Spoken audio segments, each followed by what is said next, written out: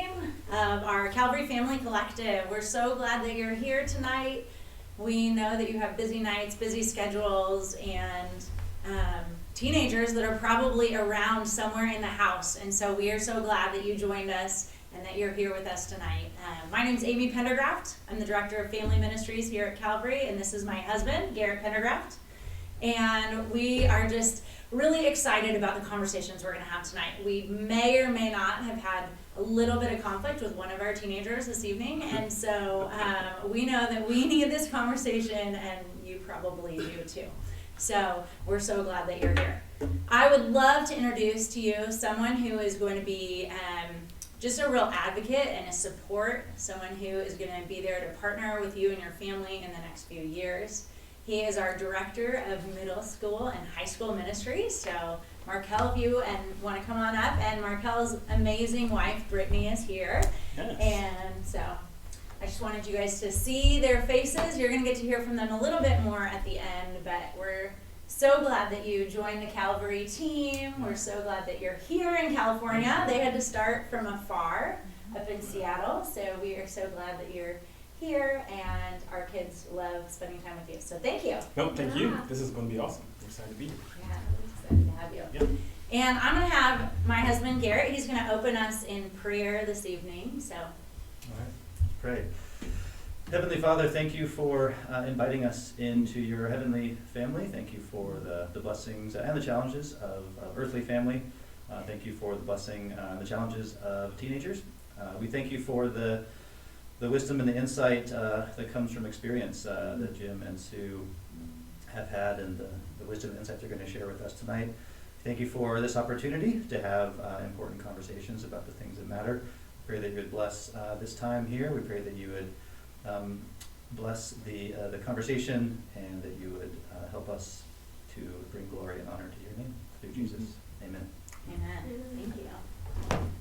Well, a couple logistical things that we want you to know for tonight. We have a texting phone number that you can text into, and that's going to be the spot for you to bring your questions to. So if you have questions, I'm going to read it out a couple times. I'm going to give you a second to grab a pen. While you're grabbing a pen, I'm just going to tell you what the Calvary Family Collective is. So the idea behind Family Collective was this dream that we had about gathering families together to have conversations, the best conversations about things that matter the most. And often, as parents, that has to do with our family.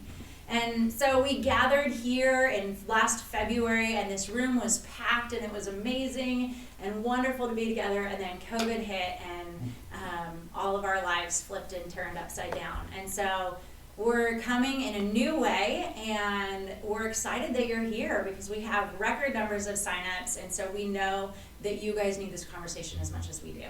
So our Family Collective, we just want to keep having these conversations. And so tonight we're going to hear from Jim and Sue. They're going to impart some incredible wisdom. We're going to answer questions with them. And then we're going to have a follow-up conversation in 2 weeks. We're going to give you a chance to hop in together with a group of people in a small group format just to really ask those questions or have some vulnerability with some other families and see how we can support and encourage each other during this special time of raising teens. So that's what Family Collective is. I'm going to give you our phone number now for texting in. So if you can have pen and paper ready, it is 818 area code 975-0169. So I'm going to say it one more time.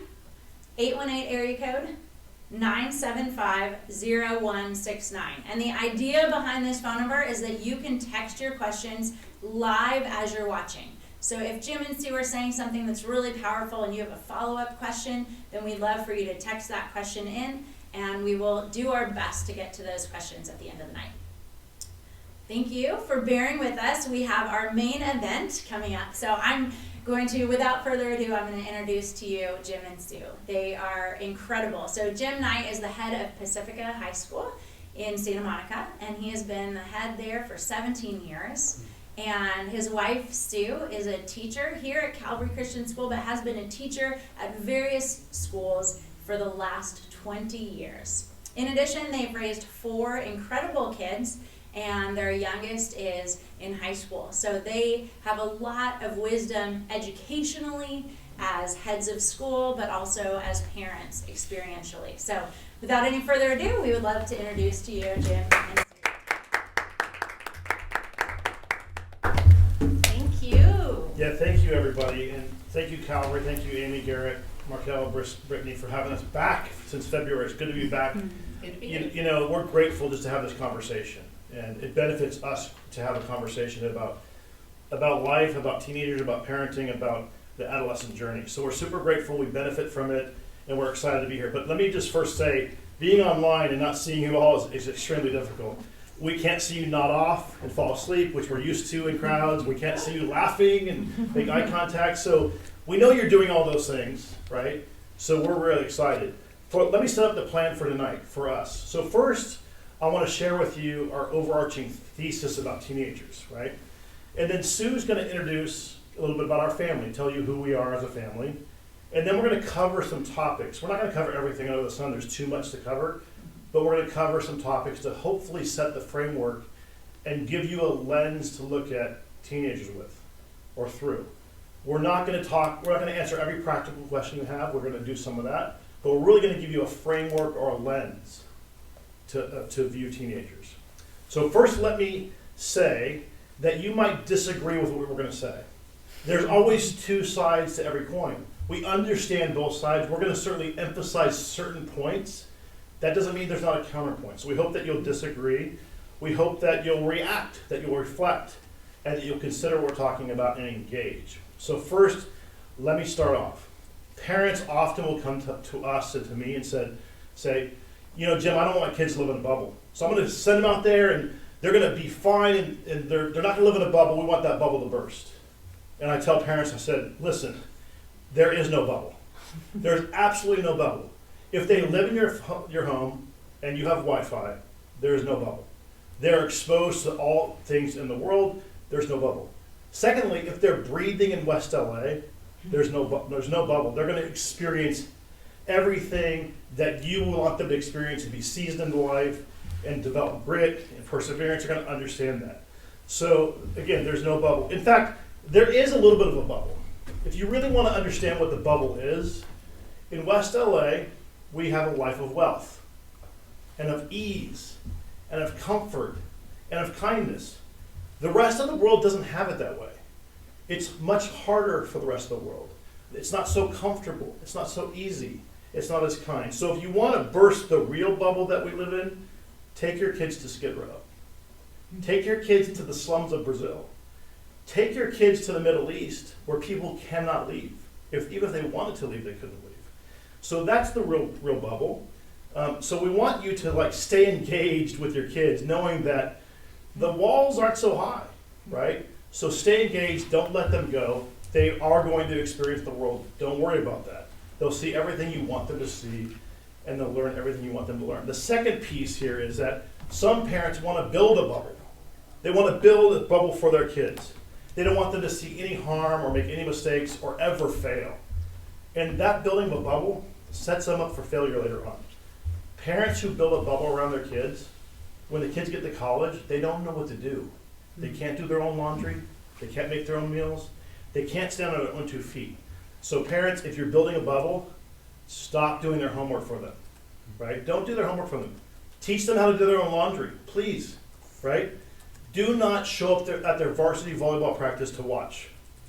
You don't need to do that. This is not 5th grade. This is not 4th grade. Let them go. In fact, on a college visit, maybe I'll actually let them fly to the college themselves and spend time doing it on their own. We did that with our oldest daughter. We did some college visit with her, and she flew to some on her own. It was fantastic. Do not call their college professor. Right, Garrett? No calling of the college professor. Okay? If you're calling their teacher in their senior year, there's probably an issue. By the time they're a junior and senior high school, they need to be advocating for themselves. So don't do those things. So here's the overarching thesis for us. We find that teenagers who are the most well-adjusted come into high school with most of their innocence intact. But then they go through high school and they leave independent. So there's this move from innocence to independence that happens. Teens who are scarred in the 9th grade, experience way too much of the world, those scars last for a lifetime. Teens who are kept in a bubble and are not let go, they don't know how to stand on their own 2 feet. So the goal is the proper rate of innocence to independence. And that rate is an art form. It's different for every kid. It's hard to know exactly. We make mistakes. And what I mean by innocence, I'm not talking about losing their moral innocence. We all need to keep our moral innocence or keep our souls healthy, right? I'm talking about understanding how the world works, our place in the world, how we tackle life after high school. And by independence, we don't mean doing it all on your own. Certainly you live your own life. You need to stand on your own 2 feet. But you need to be interdependent and connect with a whole network of family, friends, and society. So move from innocence to independence. So that is the overarching thesis. Now Sue is going to introduce the 6 of us in our family. Be glad to. Over here. Oh, gotcha. Maybe I'll do it. Okay. Can do it too. Does that work? Oh, We're coming up one side, but Okay. we're gonna, there. One more. Yep. One more. Clicker should There we work go. now. Yep, there we go. All right, good. We're there. There's my people. Those are all our people. And I'm going to go through a little bit about each and every one of them. The first one, we'll start with the oldest. So the oldest daughter is Lindsay. She's there in the shorts. She's 23. She graduated from UCLA a couple years back. She is now a high school biology teacher at Fairfax High School. She has a heart for The teenagers. family business, right? Yeah, that's what we do. Ryan is the one in the hat over there. He's a senior at Cal Poly San Luis Obispo, and he's majoring in finance. He landed his first job just last week. So when he graduates, he already has a job. That's fantastic. So proud. He likes to surf. He likes adventure, and that's a little bit about him. Alex, the guy over there, he's our third kid. He's 19. He's a sophomore at UCLA. He plays on the volleyball team there. Plays on the United States national team for volleyball, which is like super cool. But one thing you have to know about Alex is he's a kid at heart. Like his favorite age would probably be about 12. He's like Peter Pan. Yeah. Definitely. And then the littlest, Ellie, who's not so little anymore, is a freshman at Pacifica. Can't believe she's in high school already. Ellie loves big. She enters into life with just her all. She's very interested in a variety of different things, and she's a leader, and she's into sports. A lot of different things that she's interested in. A little bit about us. We met in high school at Culver City High School at the Sadie Hawkins dance, and also in Young Life. And we've been married for 31 years. Thank you. We have been involved in high school ministry with teens and their parents. It's a bigger number. It's 35 years. Oh my goodness, that's such a big number. Can't believe it. But I want to tell you that we have a heart and a passion for teenagers and their parents, and specifically in this place. And by this place, I mean West Los Angeles. So we've lived here, I've lived here my whole life, and it's my home, and it's a place where Jim and I feel privileged to like pour into the lives of you guys and your kids. So super excited about that. And we've been doing it for a while, and you know what? We have seen some things. We have seen a myriad of experiences, and so nothing really surprises us these days. Sometimes it does, but we've seen a lot. Now, this is not a perfect family, you know that. Let me just go through a few of the things that, that this family right here struggles with. And in general, I won't say specifically, but just to be honest with you guys, there's some real struggles going on. Some of us here struggle with anxiety. Some of us struggle with obsessive compulsive perfectionism. Some of us struggle with anger issues and dealing with conflict in healthy ways. Passive aggressive behavior. What else? Coldness. Yes, and pride and Deep insecurity. yeah. Yeah, those are just, some of the things I know your family share. Hopefully you can connect on some of those things. No family is perfect. Our family is not perfect, but we're blessed, we're doing well, and we're excited about, having these struggles and learning from them and moving forward. And so what we offer you tonight is our perspective, it's our experience, and it's our kind of reflection of all these years of digging into the lives of people, teenagers and their parents. And we don't come to you, no surprise, as, research scientists or psychologists or, authors of books, but we come to you humbly with our perspective. Well, thank you, Sue, for introducing our family. We'll move on to the next slide, kind of the thesis for tonight's specific talk. Okay, well, tonight's thesis, or what we're going to be talking about the most, is parenting in difficult times. And we're going to just talk about a couple of things that, the first one is just in general going through a difficult year. Okay, so 2020. What? Okay, we gotta go through. We gotta say it. Okay, so there's a pandemic, and there are school closures, and there in my house 6 people on Zoom calls at the same time, all on top of each other, and it's chaotic. And there has been sports that's been taken away, and graduations, and jobs, and sickness, and loss, and it's been really tough. There's issues of racial injustice, and there are things that are going on of civil unrest, and there's this election right around the corner. Just this election, yeah. Just this election, enough, It's a lot of instability, there's a lot of unknowns. And I think what we all are wondering is, what is life going to be like when this part is over? So there's just like a little question mark there. So the first reason it's difficult is because 2020 has been extremely difficult, like Sue said. But there's also another reason parenting is difficult. It's difficult in general, right? Even if 2020 was the best year, parenting is difficult. So this conversation is appropriate for any time. The adolescent journey is messy. It's not easy. It's filled with bumps on the road, especially in West LA. In West LA, it's high pressure. There's a lot of expectations. It's very fast paced. There's a lot of tension, and kids feel all that. And so they don't typically take a linear path. The path that you've set out for them is not the path that they're going to copy. It's going to be a little bit more messy. And so we are really wanting to frame this conversation as a battle. Adolescence is a battle, so put that lens on. It's a good battle, but nonetheless, it's a battle that we need to be ready to engage in.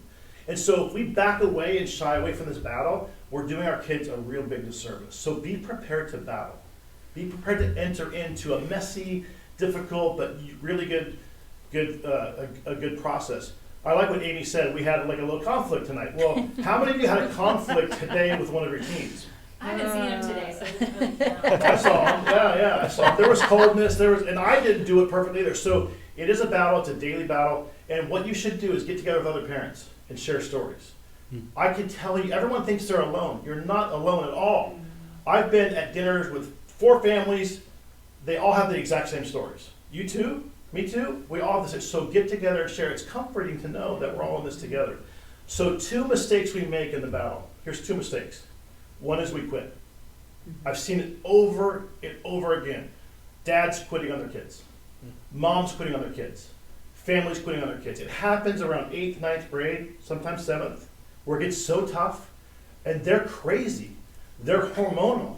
They're not rational. And you don't know what to do, so you just back away and you quit. So that is not okay. They need you. Again, there's not a bubble out there. They need you for advice. They need you for a whole host of things to do. So please don't quit. The second mistake we make is we lean in way too far and we fight battles that we shouldn't be fighting. We don't have wisdom. We pick the wrong skirmish to battle. And so if we do that, we lose our kids for a time. Yeah. They just will tune us out and walk away. So we need to pick those battles, right? That's good. And we don't want to lose the war, right?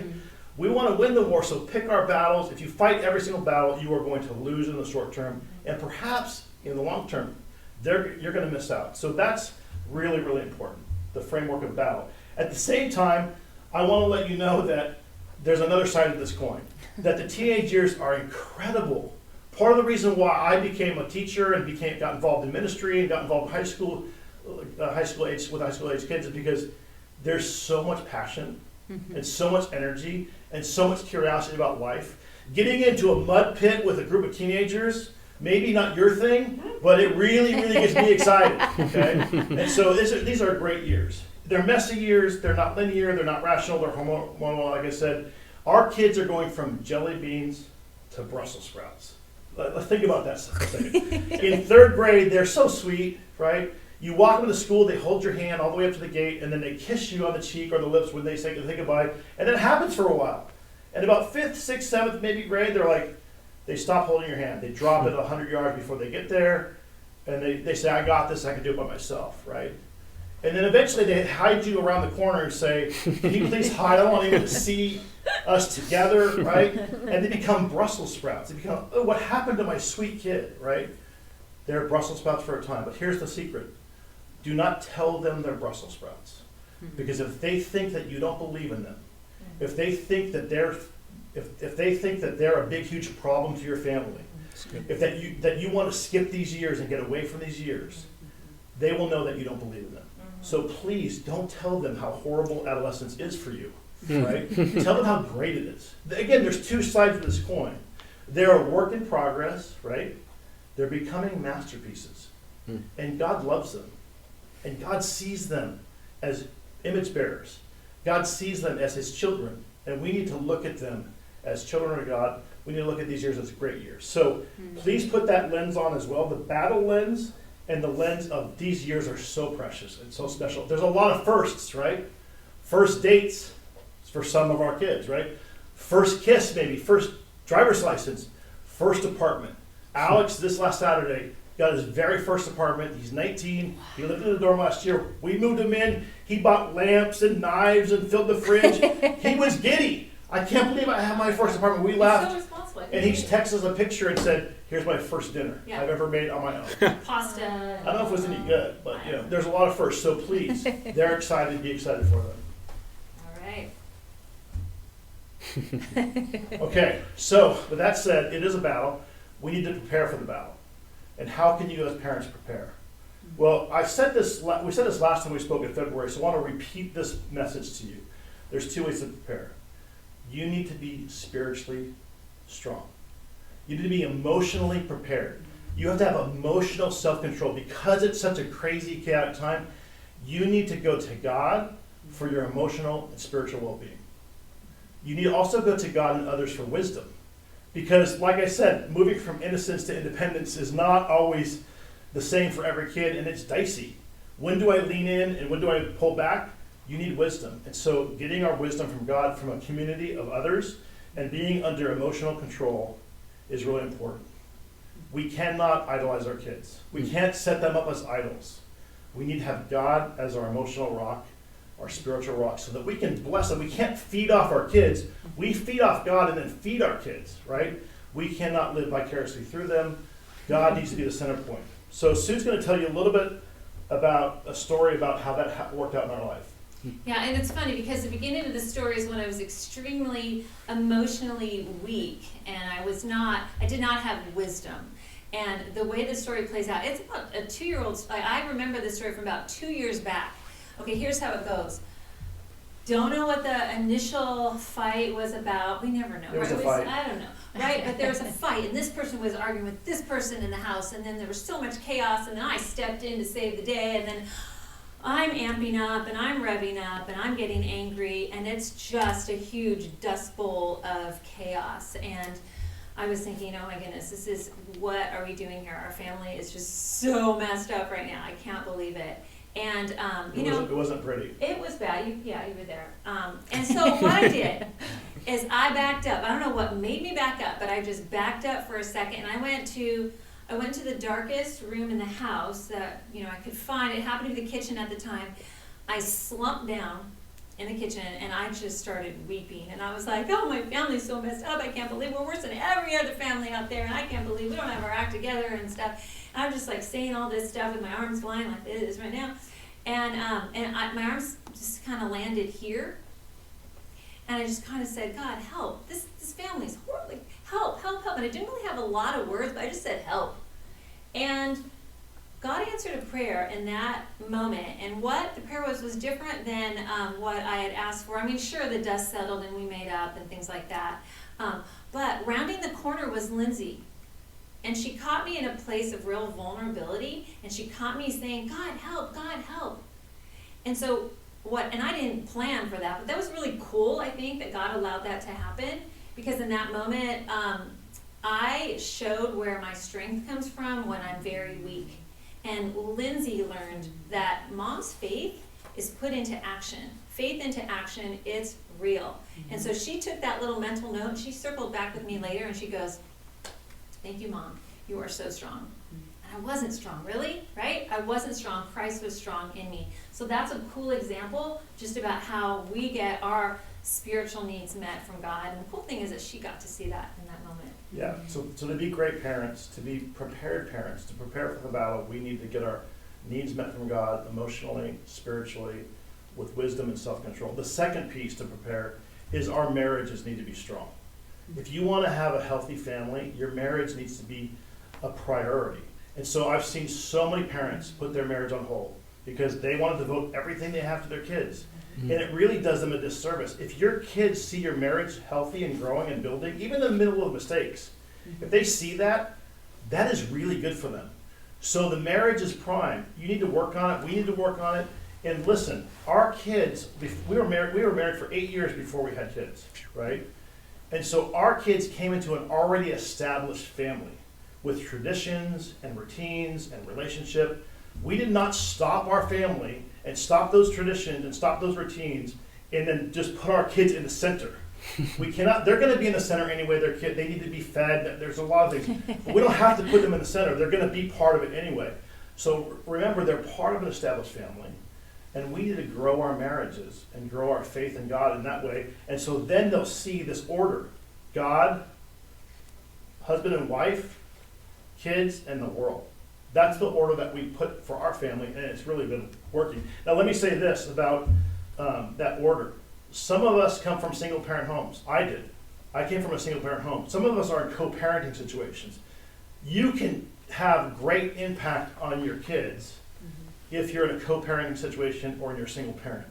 And the way you do that is you just go to the group, the community around you, and you ask for support, and you dive in with the community, and you go to God for help. All we're saying is if you're in a marriage, make sure you're building it and not ignoring it. So that's something to keep in mind in preparing for the battle. All right. And then let's talk about, I love this part. Let's talk about what's going on inside the life of the mind of a teenager. And from my experience, there's a lot going on inside that mind of theirs. And first we're going to take a look at what impacts them and how we can come alongside. So maybe like a little bit of practical in there. First, let me just set the stage. Like there's a lot going on externally. We talked a little bit about that already. So there's, there's information coming at them a mile a minute. And they have like this script of how they're supposed to look and dress and vote and act and think. And there's just like a script. And what's going through their minds is, am I getting this right? As if there's a right. Like there's a right. And they feel like there's a right. I need to be kind of falling in line with the thing. Whatever that thing is, I got to figure out what it is to get it right. It's a lot of pressure. So there's pressure kind of from without, from exterior pressure. And then there's also pressure that we as adults kind of sometimes put on them that sometimes we don't even realize that we're putting this pressure on them, but we say things like, hey, what's your passion? What are you passionate about? What are you really good at? What are you going to major in? What college are you going to go to? All these are just like conversation starters. But I remember Lindsay told us one time, oh my goodness, it feels oppressive because I don't have the answers and I feel like I'm supposed to. Dad, I don't have a passion. Am I okay? Or my passion's the flute, is that a bad passion, should it be something bigger, you know? And so all these questions, and also the future, like I just like this visual of, you can't really see the end of that bridge, right? It's a foggy day, and they don't know, they can't see the future, so the pressure on them, the external pressure is pretty heavy.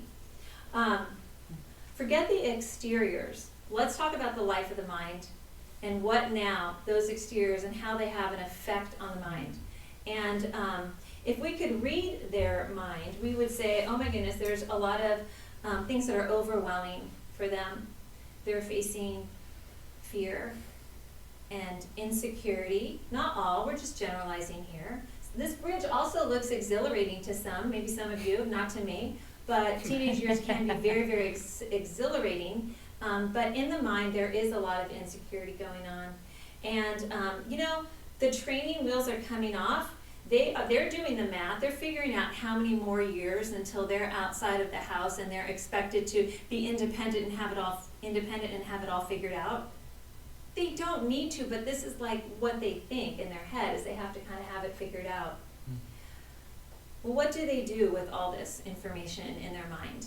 Well, they numb it with distractions, right? Let's not worry about this right here. Let's worry about other people's things that are going on and the shows that are going on. So I don't have to think of, and we do it too, right? I mean, this is something that we do as a defense mechanism, as a coping mechanism. And to some degree, that's good. But it gets bad when it becomes too much. And it also becomes a problem when that mind goes to places that are so unhealthy. And it leads to places of anxiety and depression if those coping mechanisms aren't sort of in place. They're not always going to tell you that it's not going well, because they want to kind of have this air of, no, I got it, I'm good. Or if they actually do tell you, maybe you'll critique them, criticize them, put them down, and they just don't want to be vulnerable. So there's like a dance a little bit that gets played where they actually, the truth of it is, they want you to lean in. They do. They don't say it all the time, but they want it. They want it so badly. But they're doing this dance like, no, I don't need you. Yeah, I need you. No, I don't need you. So it's like this. They're scared to death. Yeah. And they won't tell you. Yeah. That's what's really going on. Yeah. They're scared to death and they won't tell you. Now, not all kids, there's various times. Many kids are very confident and very stable, but ultimately they see the end of the road and they can't see it. It's very shaky and very insecure. They're taking their cues from so many different people. What do? How do I become an adult? I don't know how to become an adult. I'm 14, 15, 16, so they're looking to us. How do I become an adult? And they're trying all kinds of things on. They don't know what fits. They don't know if it even looks good, right? Let me try this. Does that look good? That doesn't really work. And so they really need us, even though they're saying, stay away. Yeah, and so that's sort of like the backdrop of what's going on in the brain. So just trying to give you an example of maybe how to fortify this bridge a little bit, maybe how to reinforce it. How can we come alongside? What is something we can do? And I don't always get it right when it comes to this at all, but I do have one story where it was kind of cool. And so I want to show you how I was able to lean in a little bit and help reinforce the bridge for Ellie. And this happened about 6 months ago, I would say. She was spiraling, and I have her permission to tell the story. She was spiraling.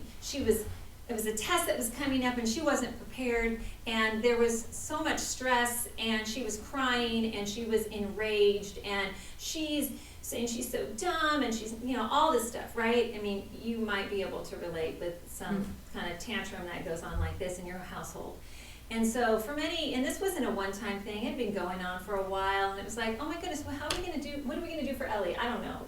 We're trying to, you're okay, Ellie, you'll be fine, and So for this particular time, a couple days prior, a mentor of mine gave me a verse that was really helpful for me to fortify kind of like the bridge, the chaos that was I was feeling in my own life, the unstable, unsteady kind of feeling that I was feeling. And so I'm going to read the verse for you, and I love it. I think it's just a really great verse, especially for these times. It's Jeremiah 17, verse 7. And here's what I did. I just said, Ellie, sit down for a sec. I got this verse. Like, somebody told me this verse, and I just want to it was so good for me, and I just want to tell you this. And I just sat her down. I go, Ellie, visualize this for me for a second. It says, but blessed is the one who trusts in the Lord, whose confidence is in him. He will be like a tree planted by the water that sends out its roots by the stream. It does not fear when heat comes. Its leaves are always green. It has no worries in a year of drought. In a year of drought. It feels like a year of drought. And never fails to bear fruit. So there's a drought, there's heat, and what is this tree doing? This tree has leaves that are always green and never fails to bear fruit. And that's beautiful. And I just go, Ellie, picture how grounded you are. And I know it feels like it's getting hot in here and your leaves are withering a bit. No, for you, Ellie, it feels like a tornado is just ripping the tree down. It's not true, because you're grounded and your foundation is in the Lord. And that was a beautiful picture of being planted by the stream. And what is the stream? The stream is God's love, God's power, God's just care and concern, and God seeing her and taking care of her inside, taking care of the life of her mind, because her battle was really the life of the mind.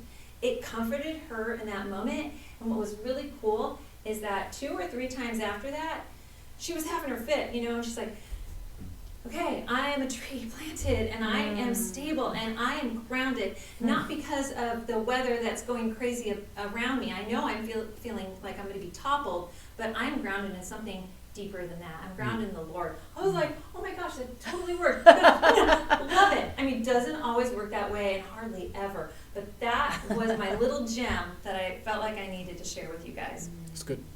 And I want to say, the life of the mind, what's going on inside, I just Googled it yesterday. You guys probably know this. The brain has, the mind thinks of 80% of the thoughts are negative. 80%. I'm going to say during a COVID year, I'm going to say that's 85, 90, I don't know, 95, 98. I'm not sure. But it's pretty high. And then, you might know this too, is one study said that up to 98% of these thoughts that are going on inside are repetitive from the day before. Really? So we only have 2% new thoughts a day.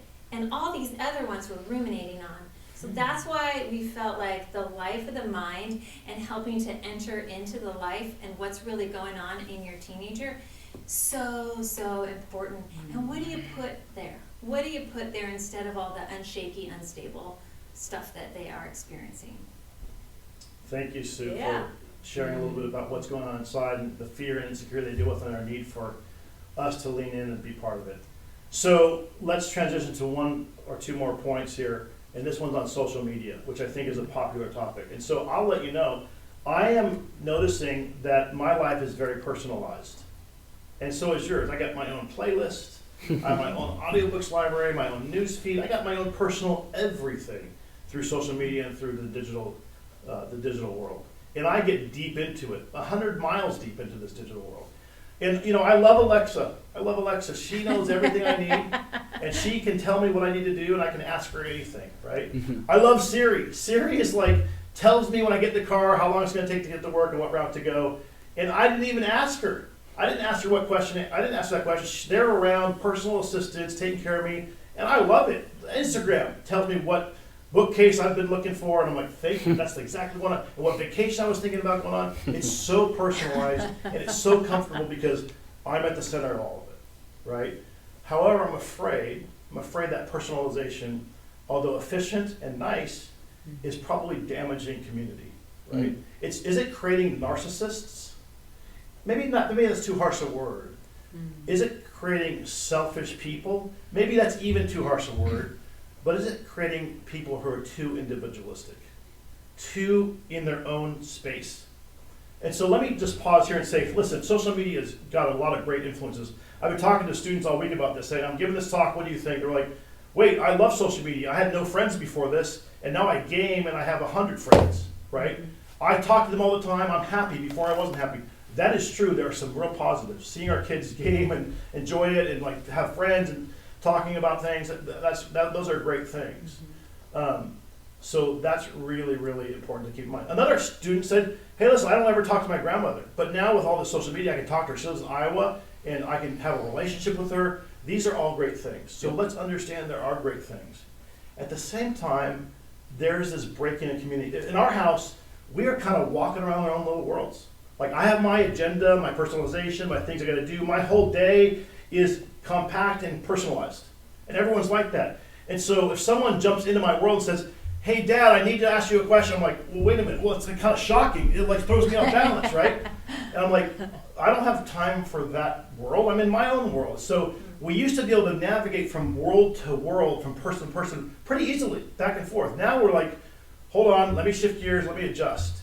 And so I think what's happening is we're not physically present as much as we used to be. We're not engaged as much. Things are breaking down a bit for us. Remember we used to all watch like one movie? Now everybody's watching their own screen movie. It's just so Right. personalized. So it's personalized. The other piece is I don't think our brains are meant to have all this information, especially at a young age. We can only take in so much information. But now we have all the information in the world at our fingertips. And so really it's kind of interesting to see how much information we can tackle. And so how much is too much? And so would you want to live in the physical world or the digital world? The good news is we can live in both, but if we're not careful, the balance is going to tip. I don't know about you, but I'd prefer to see Michelangelo's Pieta in person at St. Peter's than on screen. I'd personally rather sit on the beach on the Amalfi Coast than live stream it, right? Seriously, I'd personally rather do those things. Here we go. Let's see a lion in nature and see the beauty of a lion in nature than a National Geographic film, right? So we really understand that there's these two worlds that provide context and benefit in both worlds, but let's understand the physical world cannot be, and the spiritual world as well, cannot be eaten up by the digital world. So we gotta pay attention to this balance, right? When was the last time you had an organic conversation with a stranger, right? That was enriching. And I'll tell you right now, when we're all on our phones, that doesn't happen. But I try to put my phone away in public, so maybe just for instance, there could be an organic conversation that blesses me, that blesses the other person. Do we talk in paragraphs anymore? Do we even talk at the dinner table anymore?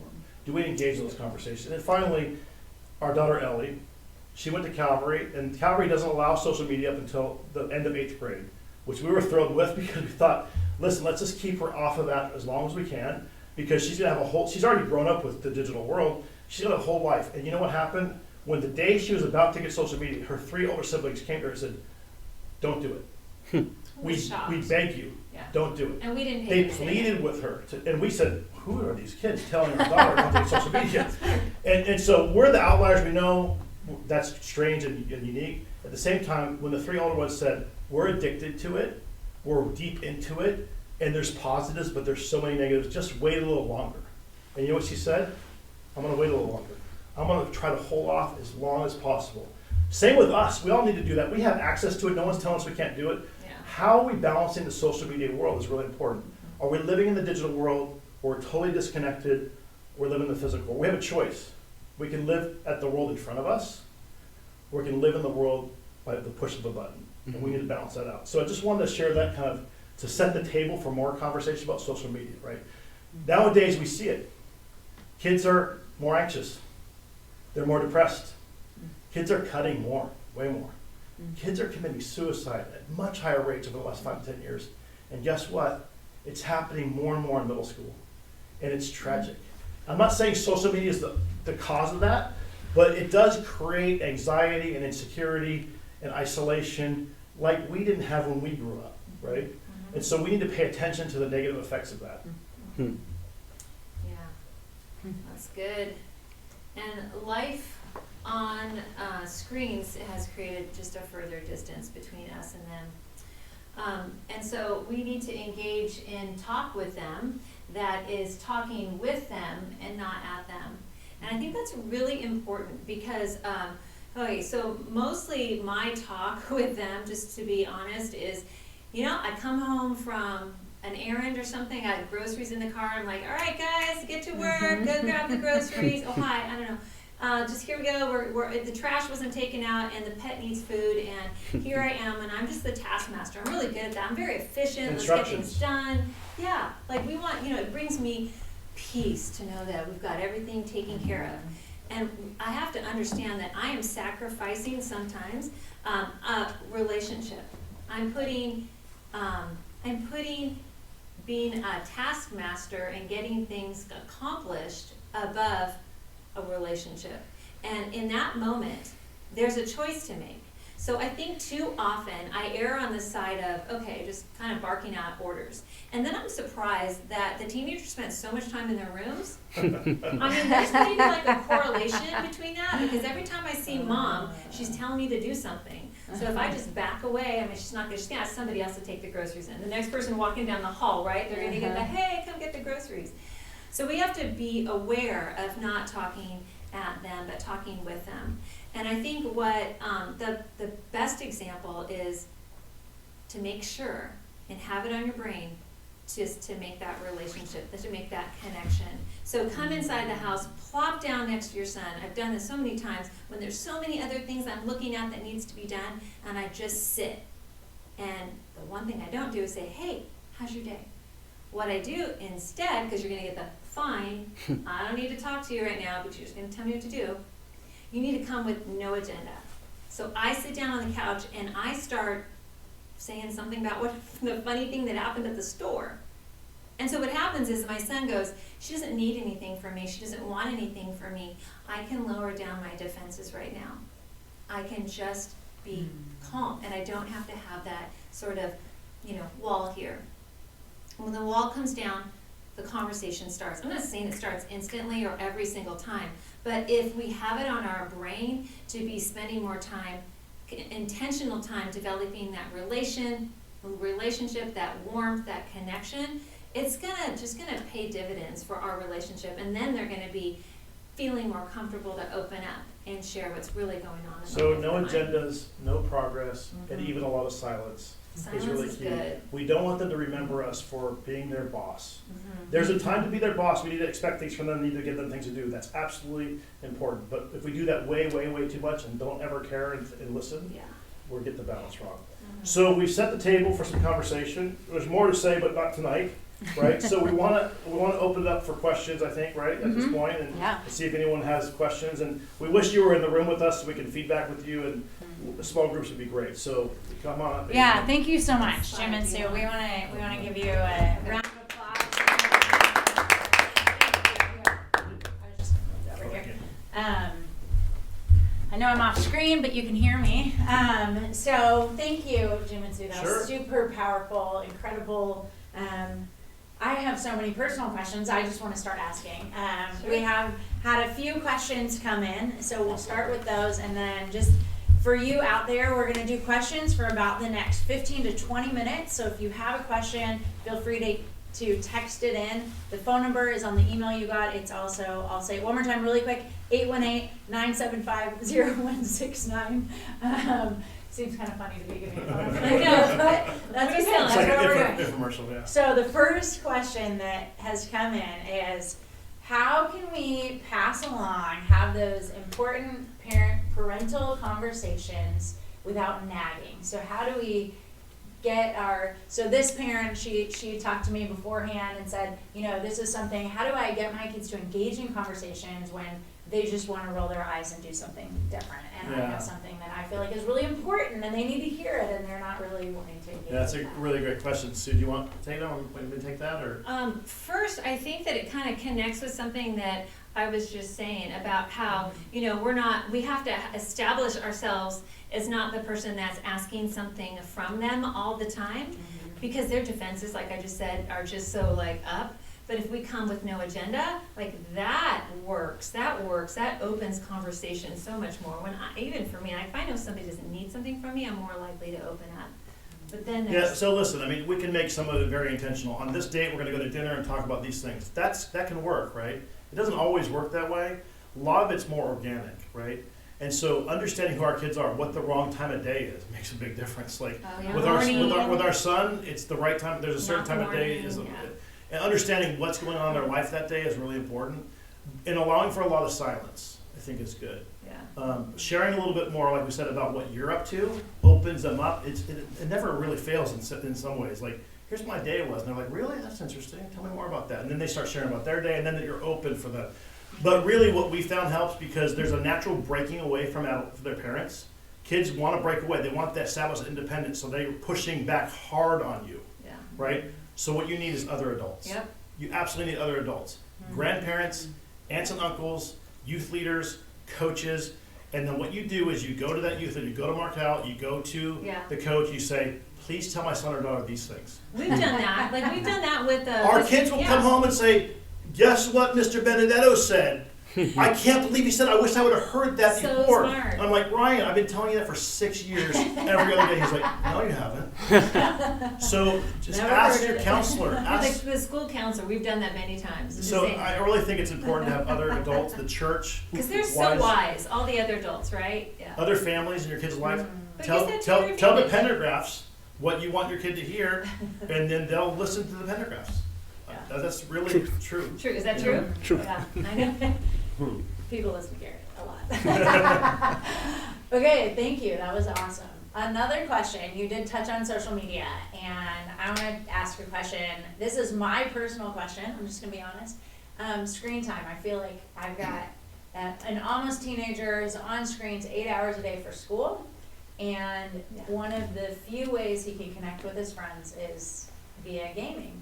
And we've never, like, we hadn't taken the gaming road before COVID hit, and it became this connection point for his friends, and it really has strengthened his friendships. Yeah. At the same time, I feel like my kid is looking at a screen all day and becoming a screen. Do you have any tips, tools? Actually, I think Ellie games with your son. I I think think she she does, does too. Yeah, actually. you know, yeah. I She's do, a gamer. yeah. Yeah, full on. It's so fun. So you want to start? Go ahead. So here, listen. It's just this is where the battle rages, right?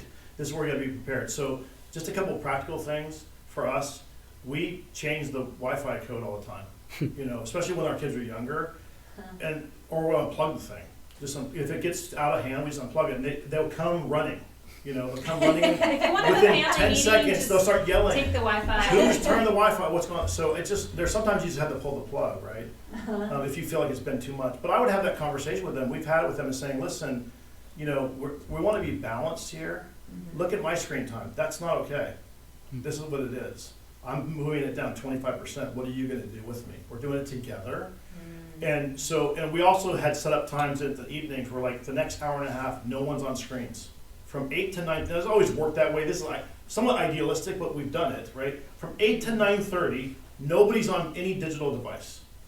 We're all in the common room. You could be reading a book, you could be sleeping, you can do whatever you want, but we're all together in this place together. And we didn't do it every single night, but we try to do that 2 or 3 nights a week. We're 8 to 9:30, no digital devices. But again, just change that. If it gets crazy, just change the password. And I would just say you got to pay attention to it, obviously, right? Yeah. So, and what we would do is say, everyone's going to the beach. I don't want to go. I'm in the middle of a game. I have a tournament at 2, gaming tournament at 2. I've heard that so many times over the summer. Like, Something you're very making important. money. You're 19. You're making money on gaming. How much you made? $65 over the last 6 months, right? Yeah. So, but it's a big deal to them. It really big. So I'm like, everyone in the car, we're going to the beach. No questions asked. Yeah. We just Take them establish out of the routines, house. right? Like, out of the house is always a good idea. So Out I of just the think, house. but we have to be willing to be interrupted for that, right? Yeah, and I was just gonna add to that I think that the times that work the best, like, we can pull plugs, we can take things, we can set, their devices up so that it's only gonna work between certain hours and all of that. But I think what really makes a big impact if they have buy-in with it, and I think that's the hard thing, is that they have to have that buy-in. And so I've had conversations that were, no, I don't have enough screen time. Yes, you have too much. So that whole battle thing happens. But if there have been times where we can kind of say, hey, together, like you were saying, my screen time, I'm going to reduce it by this much.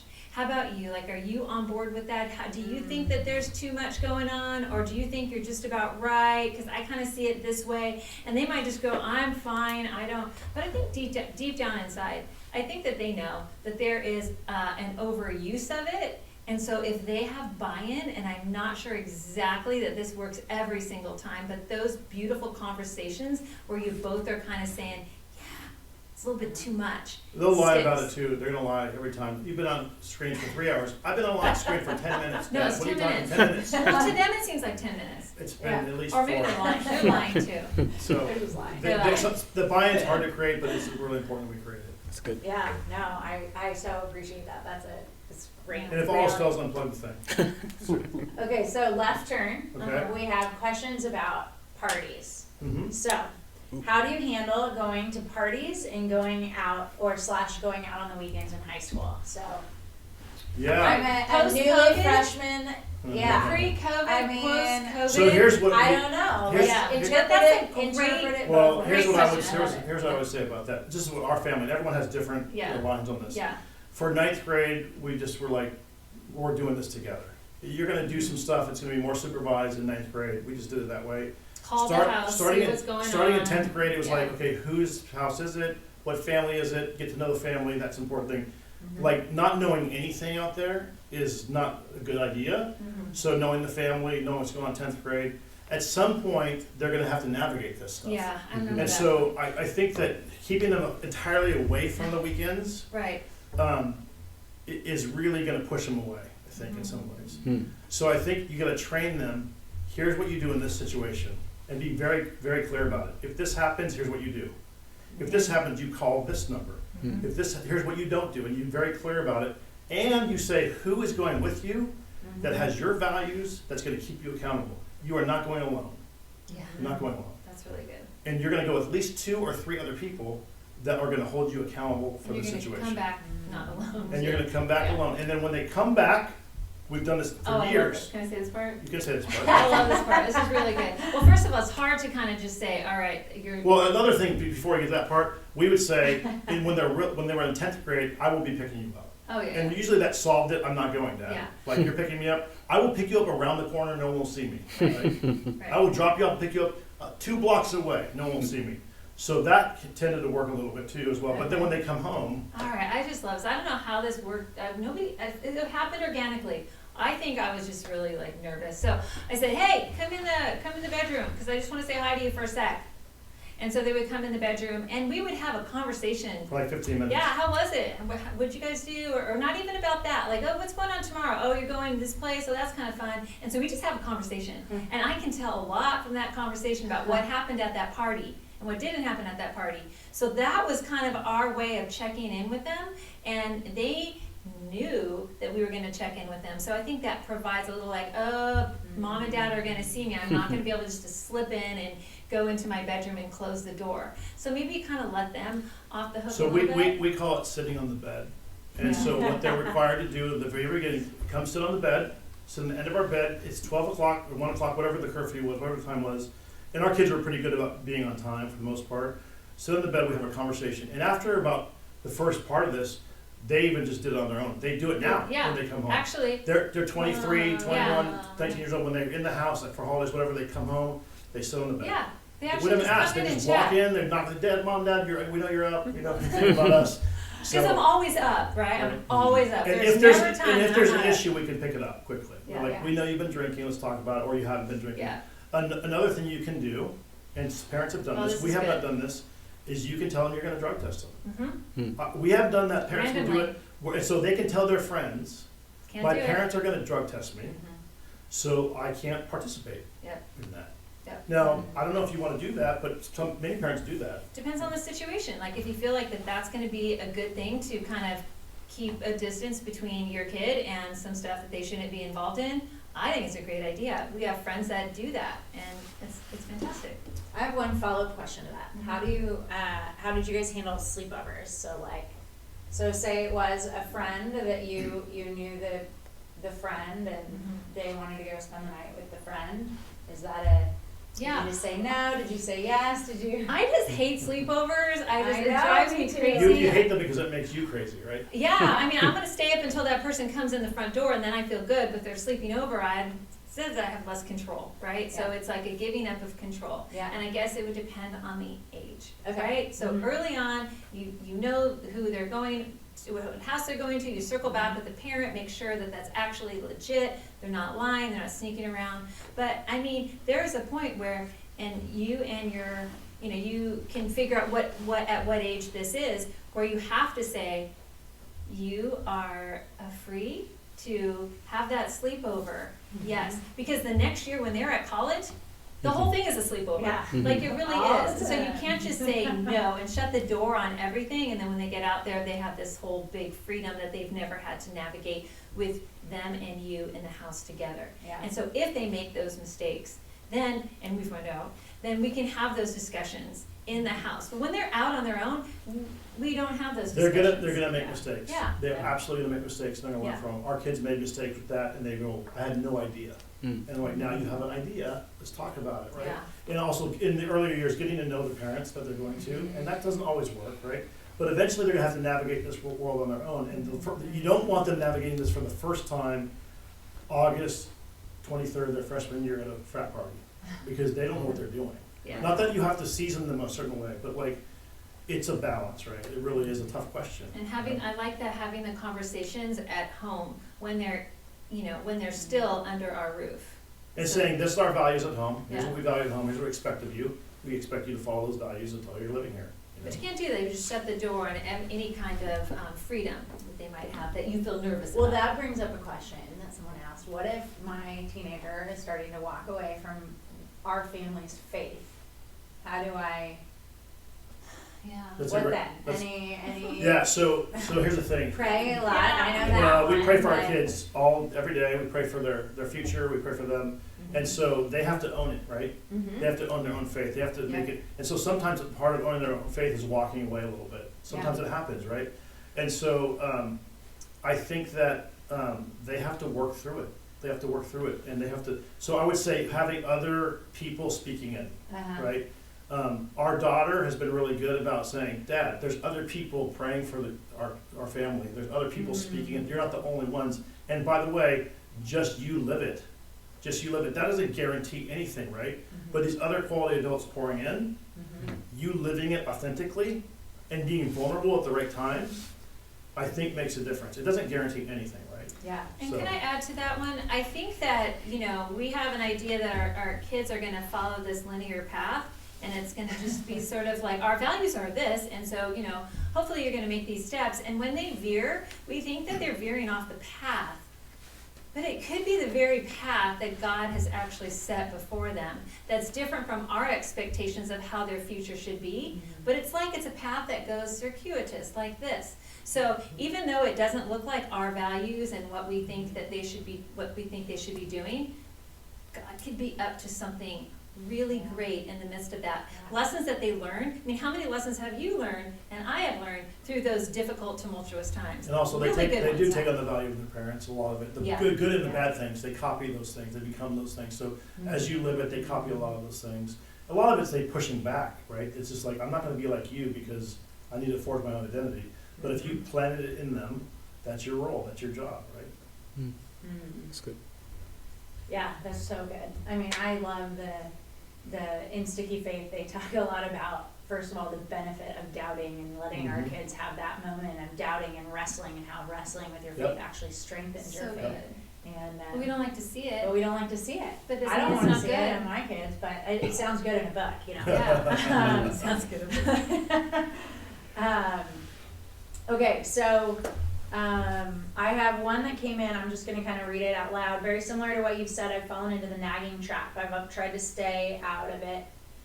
I've tried more of like a stay out of it approach, but now there's applications, crunch time applications doing, and they're saying, I've got it, but lack of communication isn't giving confidence. So, Yeah, that's Oh, good. that So, drives me crazy. Like this guy, like he just is very scheduled and so it's, listen, if they This is a good lose, if question. they lose a scholarship, no, if they lose a college entrance, no. that's a learning moment, okay? And we don't wanna see them fail. It's We tough. don't want to see them fail, but sometimes the only way they're gonna learn is to fail, Mm. right? Oh. And so we need to let them fail. Mhm. They're gonna be fine. Big picture, they're gonna be fine. Early picture, small picture, they're screwing the whole thing up. They do not know exactly what they're doing, but they gotta figure it out, right? So do everything you can to help them cross the finish line with those things. Set expectations. You can put boundaries on those things. But at some point, if they just won't do it, they're 18 years old, right? Some of them are even 19 in high school, right? if they just won't do it, they have to learn the hard way Well, sometimes. what happened this past weekend is that Alex, who moved into his apartment, you know, college guy, he had an email that said that listed everything he needed to do to move into this apartment. So he needed to call Gas, electric, cable, Wi-Fi, money order for all this deposit. stuff. Yeah. And he was like, Dad, can you do it? And he's like, no, I'm not gonna do it. So he didn't do it, and there were consequences to that, okay? So moving He moved into. in with no gas and electricity. Yeah, so. so it was just great, but it was a learning experience, and No, those are but listen, kinda, the no gas and electricity is a lot different, a Yeah. little bit more lower stakes than the Right. college application That's a deadline, I hard get one. it. Like they missed the UC that's a deadline. hard one. Ouch. I know. They went to junior college for 2 years because No. they missed that's not going to happen, Let's do it but, for them, yeah, let's do it for them, right? I know. So we need to do some things and lean in, and some Yeah. things we just need them to have natural consequences. But you pick those battles, right? Yeah. You don't pick every single one of those. But generally let them fail, I Yeah. would say. That's a great, That's hard. it's a great word, that one's hard to live out. It's hard, I I know. imagine that would be very difficult to Yeah. let that one go, but no, that's really real, that natural consequences are much better than our made up And consequences. some level of nagging is okay, Yeah. there's no doubt about I it. mean, we do Yeah. it. Okay, so let's end on just a question came in about what are some practical ways you can practice faith in front of your kids, and I thought that Oh, was that's a great great, that's a question. great question. So I'll start and you can continue. So on this one, so what we've done ever since our kids were little, it's like on Sundays, our family goes to church as a group. It's our family outing. And we have never had our kids say, I don't want to go to church. Even if they don't want to, they realize the family does this on Sunday morning. That's what we So do. we have gone to church with our family our entire They lives. may not want right? to. And they're not always into it, but that's what they do, right? And so that routine has been really helpful. So they see that routine, they've seen that routine and they understand that routine. The other thing is, we've been involved in a Bible study, a men's Bible study, a women's Bible study with close friends. This is our 27th year. The same people. Every single Sunday, so our kids have seen us in weekly fellowship, Yeah. prayer, and Bible study Yeah. with a group of friends for 27 years. So And I it think, means- but the scene of the faith, right? Yeah. Seeing our faith really builds their faith. And like my example of Lindsay I seeing. love your example, Yeah. yeah. But you can't plant those moments, but that was really sweet. But Well, and even your example of, you actually give two examples. The Right, first seeing you pray, Yeah. and then you taking what you had, what I had learned. what you had just been blessed by, and Yeah, yeah. giving it back to her, so. Yeah.